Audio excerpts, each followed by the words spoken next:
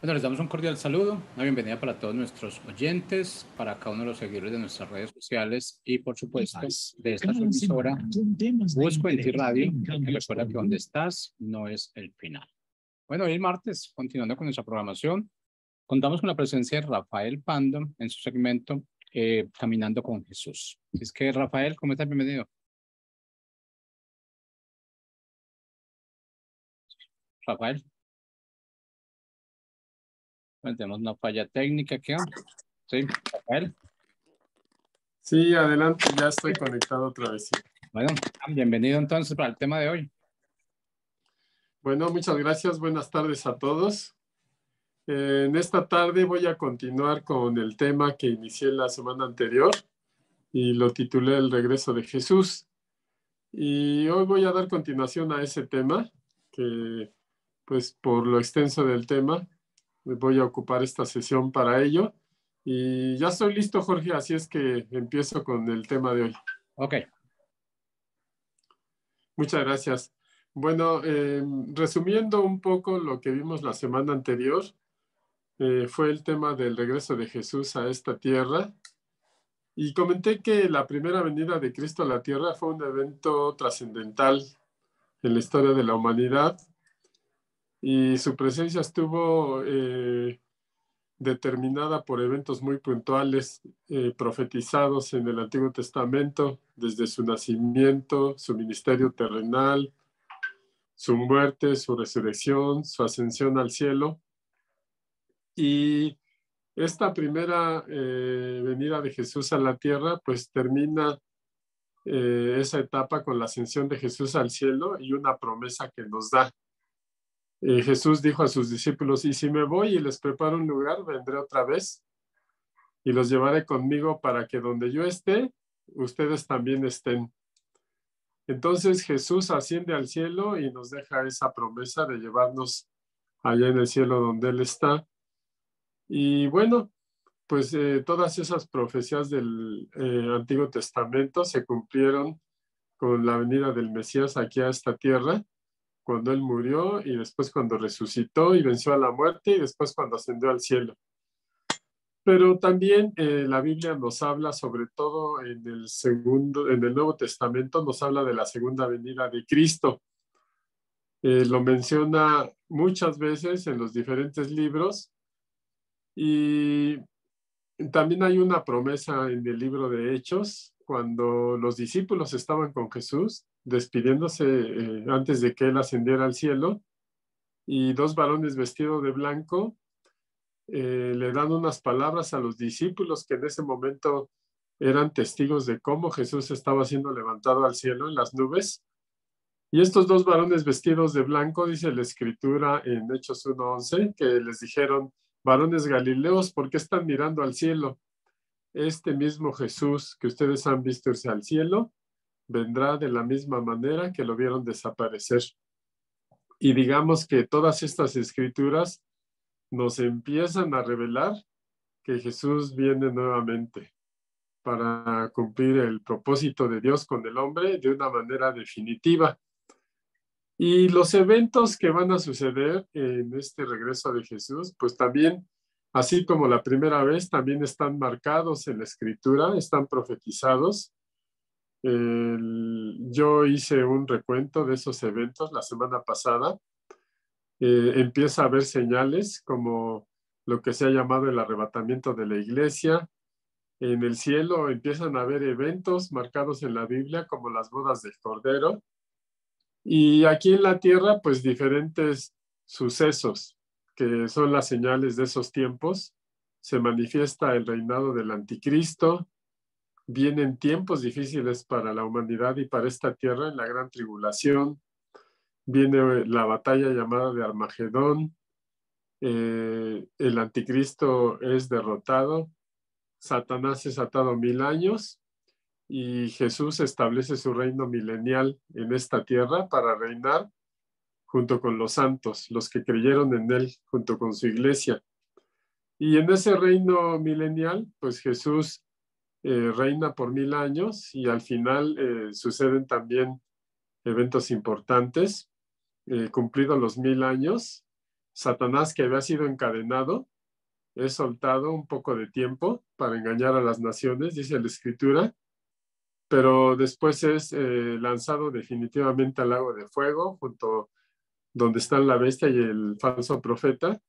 Y después viene un juicio llamado el del trono blanco, donde todos aquellos que murieron ya, pero que no murieron en Cristo, pues van a presentarse en ese juicio del trono blanco, donde Dios pues les juzgará a través de sus acciones en esta tierra, hayan sido buenas o hayan sido malas. Entonces, el propósito de hoy pues es hablar un poquito más de esos eventos. Yo hablé principalmente en la sesión anterior del arrebatamiento de la iglesia, señalado en algunas escrituras, pero principalmente leí Primera de Tesalonicenses 4, 13 al 18, donde nos narra, dice, no estén tristes porque les voy a revelar un misterio, un secreto, y nos habla de cómo Jesús, al toque de la trompeta, viene en las nubes. Y si en ese momento, cuando Él viene en las nubes por los que murieron creyendo en Él, los que estén muertos, que ya hayan muerto creyendo en Cristo, pues serán resucitados y levantados en el cielo. Y desde luego que los que estén vivos creyendo en Cristo, también juntamente con los que habían muerto, van a ser levantados al cielo para estar con Jesús en las nubes y estar con Él en ese lugar que Él reservó en el cielo, para los que creyeron en Él, para lo que llamamos su iglesia, la iglesia de Cristo, el conjunto de personas, la comunidad de personas que tienen fe en Cristo y en sus promesas. Y eso es lo que se ha llamado el arrebatamiento. Y este evento, pues es lo que se ha llamado la bendita esperanza, donde todo creyente en Cristo espera ser llevado con Él y para estar en el cielo como prometió, y desde luego no estar en la tierra en momentos difíciles como los que señala la Escritura. Entonces, en la Escritura principalmente señala ese arrebatamiento, pero después nos empieza a hablar de eventos que empiezan a suceder. En realidad, hay diferentes escuelas respecto a estas doctrinas. Algunos afirman que los creyentes en Cristo son arrebatados al cielo y no les toca vivir en este tiempo en la tierra donde se manifiesta el anticristo. Otros con bases bíblicas de otra escuela también dicen que pues sí, los que van a ser arrebatados por Cristo en las nubes, sí van a vivir un tiempo en esta tierra conociendo el anticristo que va a gobernar aquí en la tierra. Como sea, los eventos son mencionados en la Biblia y pues los voy a ir mencionando, aunque especificar exactamente cronológicamente uno tras otro, pues no me es posible, pero sí nos da mucha idea de lo que la Biblia nos marca que sucederá en los últimos tiempos.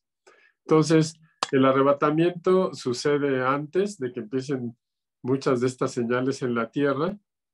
Y la Biblia nos habla de las bodas del Cordero en el cielo. Esos creyentes en Cristo que fueron arrebatados con Él, pues van a tener un evento único en el cielo. A las bodas del Cordero se le considera un acto profético que marca el final de la era adámica con el primer Adán, ahora con Jesús, el segundo, que nos redime. Y sobre todo destaca el inicio del reinado de Jesús en esta tierra con duración de 1000 años. Entonces es un evento en el cielo de Jesús con su iglesia y la escritura lo menciona así, las bodas del Cordero en Apocalipsis 19, 7 en adelante, dice la escritura: gocémonos y alegrémonos y démosle gloria porque han llegado las bodas del Cordero y su esposa se ha preparado. Y cuando la escritura se refiere a la esposa, se identifica con la iglesia de Cristo, ese conjunto de creyentes. Dice, y su esposa se ha preparado y a ella se le ha concedido que se vista de lino fino, limpio y resplandeciente, porque el lino fino dice la Escritura, es la acción, las acciones justas de los santos.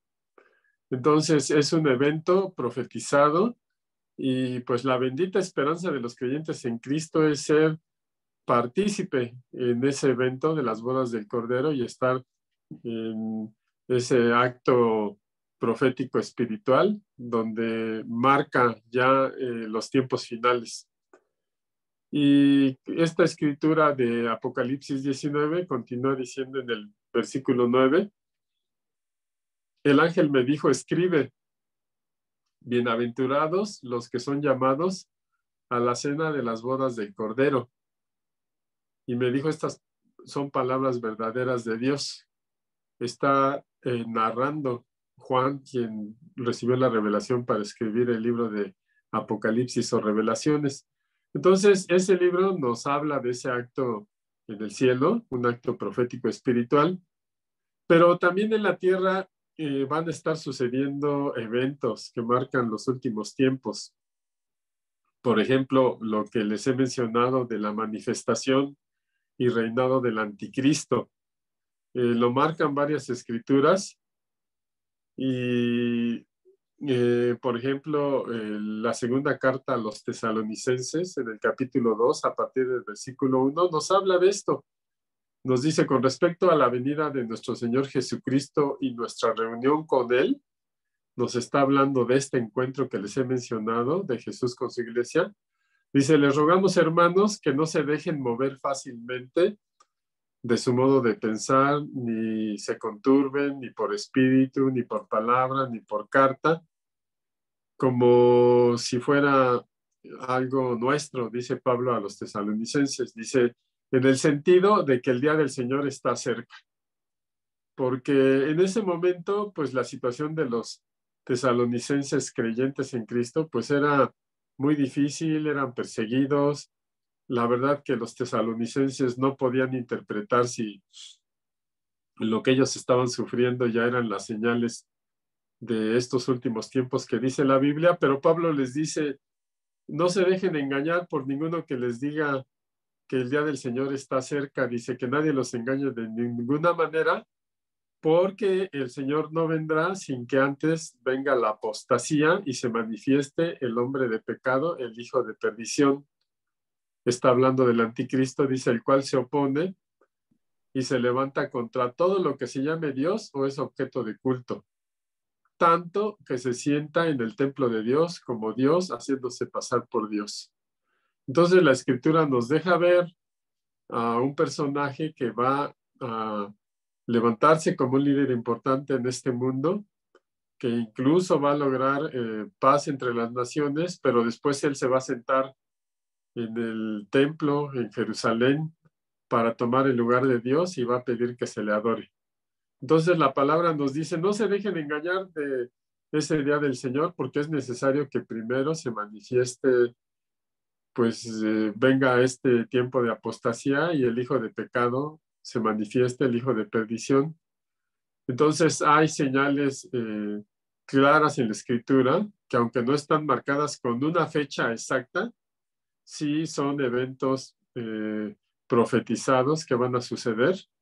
Y uno de ellos, pues es en la tierra, la manifestación y el reinado del anticristo.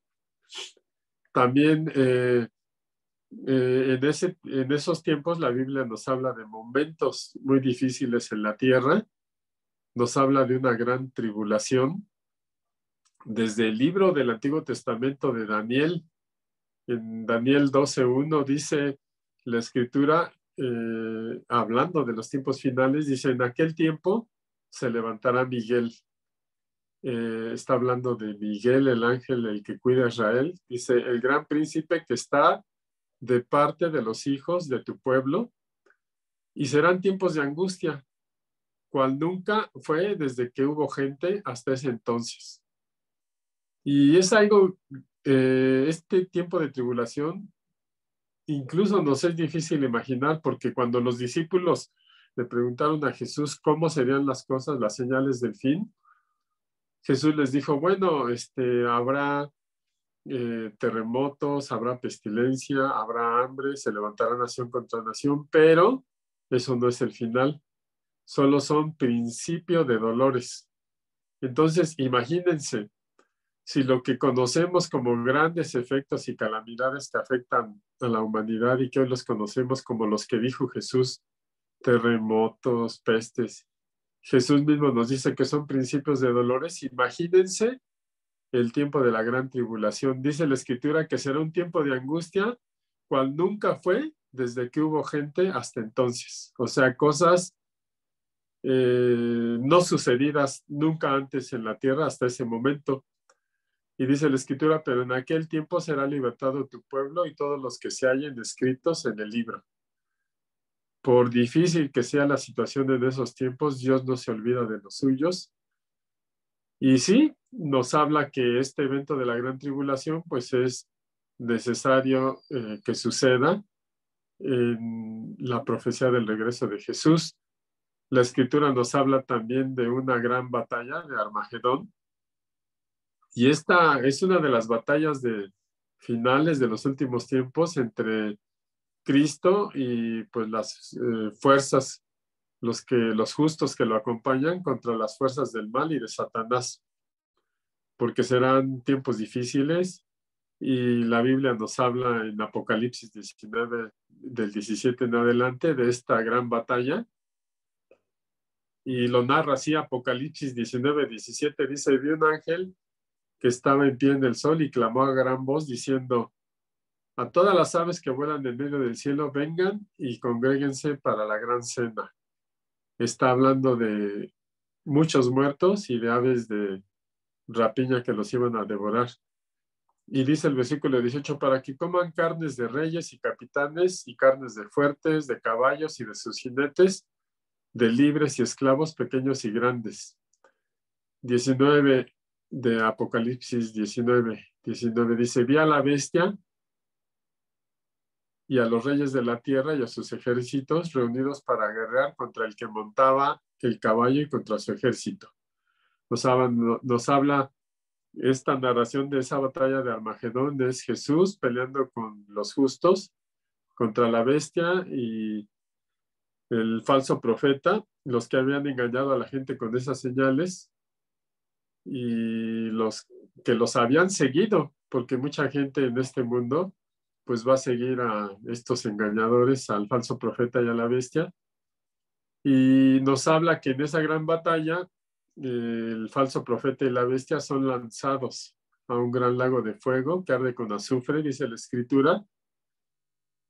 Y pues son tal vez eventos impresionantes que a lo mejor nos quedamos cortos en nuestra imaginación, pero nuestra fe en la Escritura es que la Escritura lo que dice es verdad.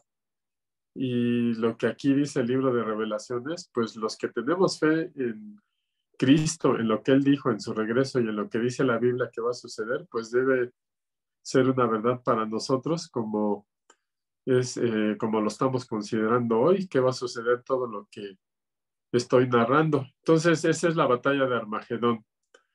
También en esos tiempos nos habla de otro evento importante, donde el anticristo, el que se levantó como líder en este mundo y rechaza todo lo que es de Dios, el anticristo es destruido. Apocalipsis 15, del 1 en adelante, dice esta porción de la Escritura. Vi en el cielo otra señal grande y admirable, 7 ángeles que tenían las 7 plagas postreras, porque en ellas se consumaba la ira de Dios. Entonces, estos tiempos difíciles y estas batallas espirituales entre Jesús y sus santos contra Satanás y todos los que le siguen, pues son tiempos difíciles donde la ira de Dios se va a manifestar contra todos aquellos que se le oponen o no han creído en él. Y nos habla que, dice, vi como un mar de vidrio mezclado con fuego y los que habían alcanzado la victoria sobre la bestia y su imagen y su marca y el número de su nombre, estaban en pie sobre ese mar de vidrio con las arpas de Dios. O sea, nos habla de la victoria de Jesús y sus justos sobre Satanás y sus huestes. Y dice que Juan los pudo ver sobre un mar de vidrio con las arpas de Dios, cantando cánticos de Moisés, esos de victoria. y el cántico del Cordero diciendo: grandes y maravillosas son tus obras, Señor Dios Todopoderoso, justos y verdaderos son tus caminos, Rey de los santos.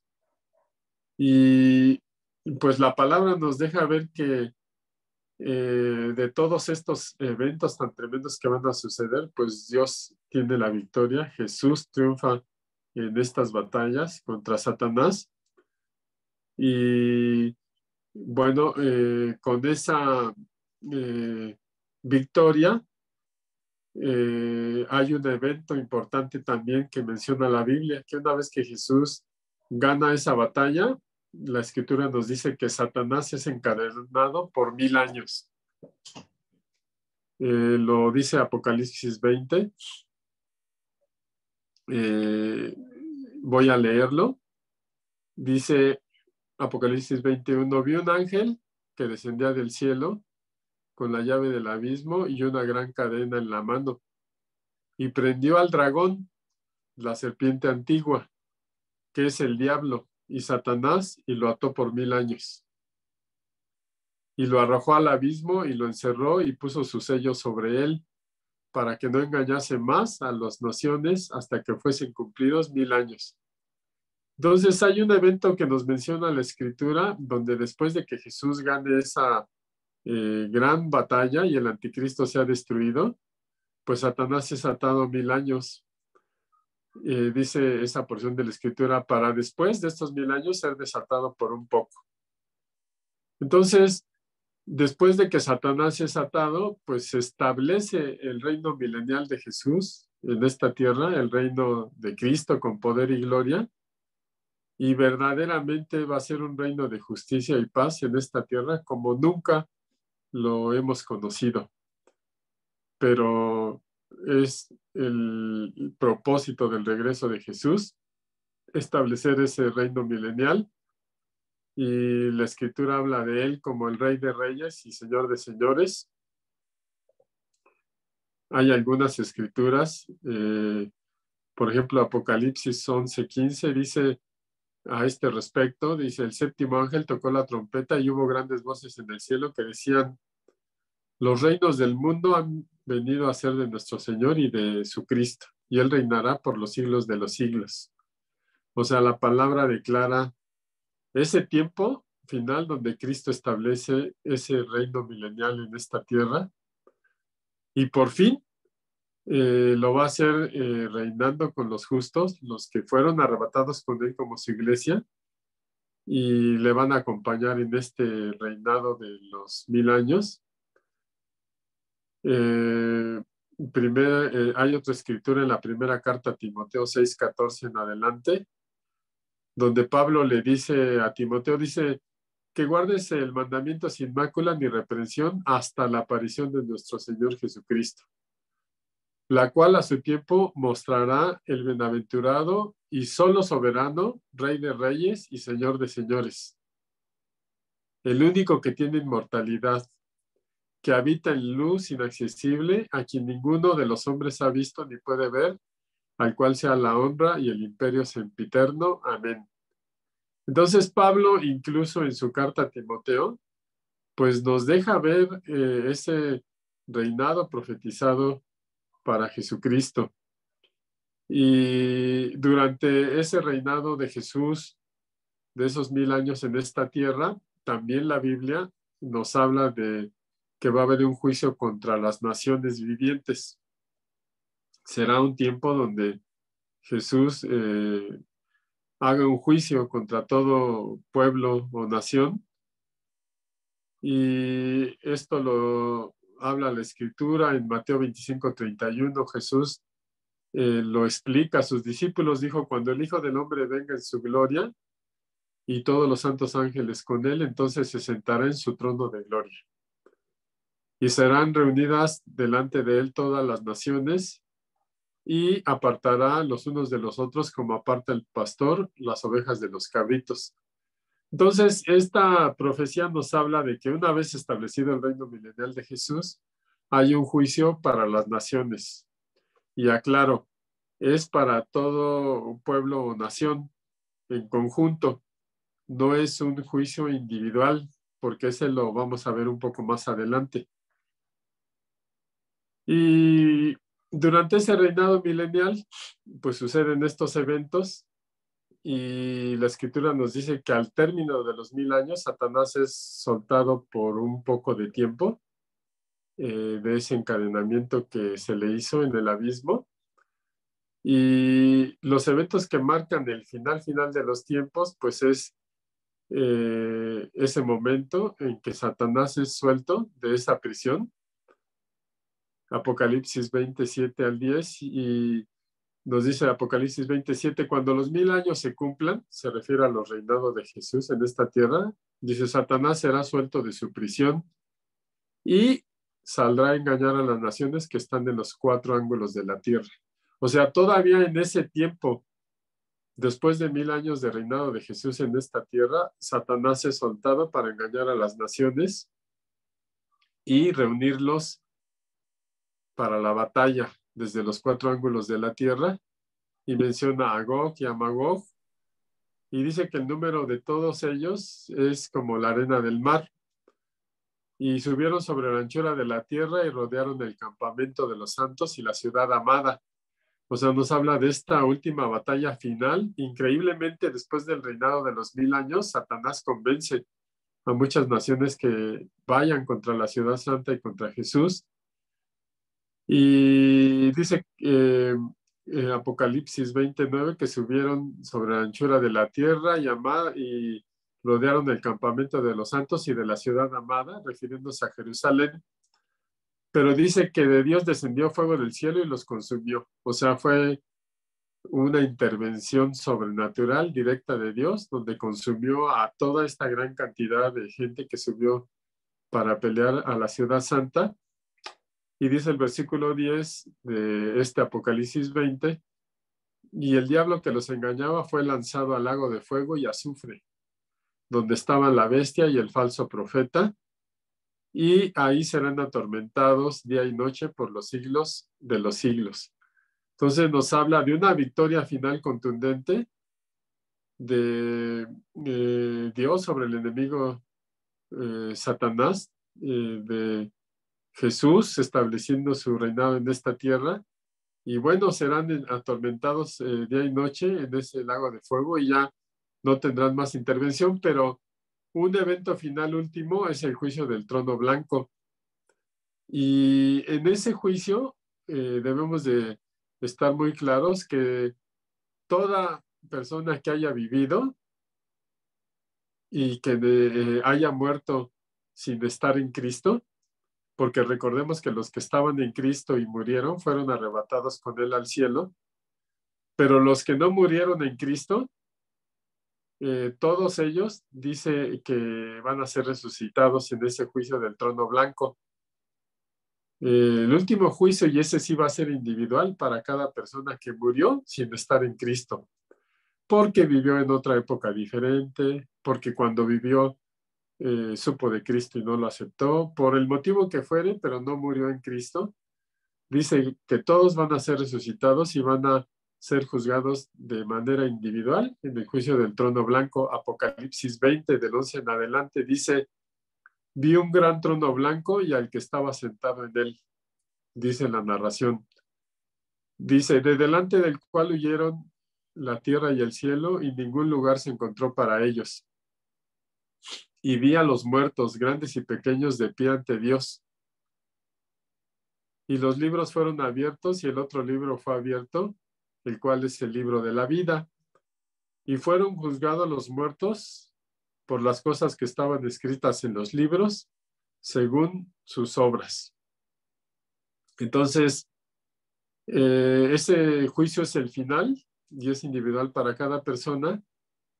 Y este último evento, pues, me trae nuevamente los comentarios que hice en la exposición anterior de la bendita esperanza que es morir en Cristo, porque quienes mueran en Él y sean arrebatados en el cielo, pues no verán este último juicio del trono blanco.